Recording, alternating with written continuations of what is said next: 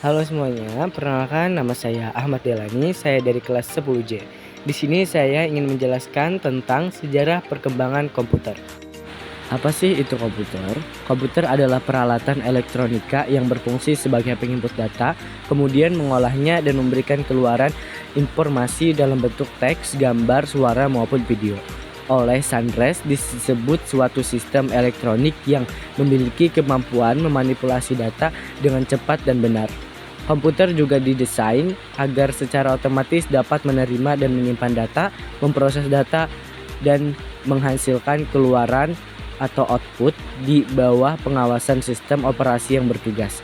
Output tersebut selanjutnya disimpan dalam media penyimpanan. Oleh karena itu, William dan Sawyer menyebut bahwa komputer adalah mesin multiguna yang dapat diprogram sesuai kebutuhan dan penggunaan. Menurut beberapa ahli, salah satunya ada Donald Sanders. Donald Sanders mengatakan bahwa komputer adalah sistem elektronik yang digunakan untuk memanipulasi data secara cepat dan tepat. Dirancang dan diorganisasikan agar dapat secara otomatis menerima dan menyimpan data, memproses data hingga menghasilkan output berdasarkan perintah yang sudah tersimpan di dalam memori. Sejarah komputer di Indonesia, tepatnya pada tahun 1967, komputer mulai merambah tanah air dengan melalui izin pemerintah.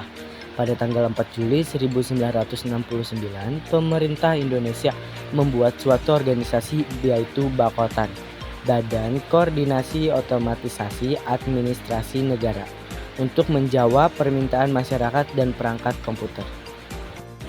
Selanjutnya, sejarah komputer generasi pertama 1940 hingga 1956.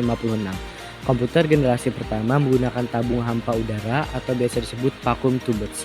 Sebagai komputer dasar, tabung hampa udara adalah komponen elektronik yang terbuat dari kaca yang di dalamnya terdapat elektron yang bergerak dari katoda ke anoda. Komputer generasi pertama berukuran besar, berat, dan mahal.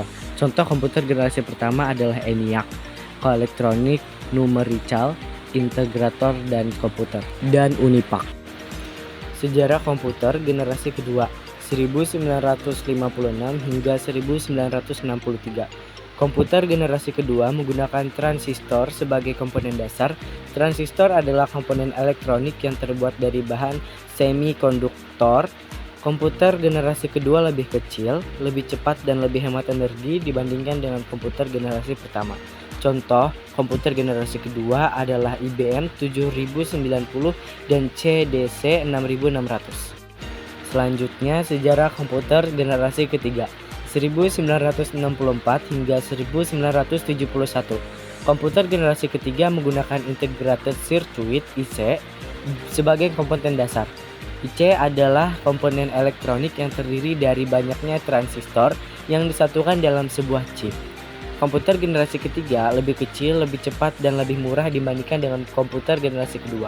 Contoh komputer generasi ketiga adalah IBM 360 dan DEC PDP-8. Selanjutnya, sejarah komputer generasi keempat 1971 hingga sekarang. Komputer generasi keempat menggunakan mikroprosesor sebagai komponen dasar. Mikroprosesor adalah sebuah chip yang berisi CPU, Central Processing Unit, dan memori. Komputer generasi keempat lebih kecil, lebih cepat, dan lebih murah dibandingkan dengan komputer generasi ketiga. Contoh komputer generasi keempat adalah Apple II dan IBM PC. Selanjutnya, sejarah komputer generasi kelima, sekarang hingga masa depan. Komputer generasi kelima menggunakan artificial intelligence yang biasa disebut dengan AI dan quantum computing sebagai komponen dasar.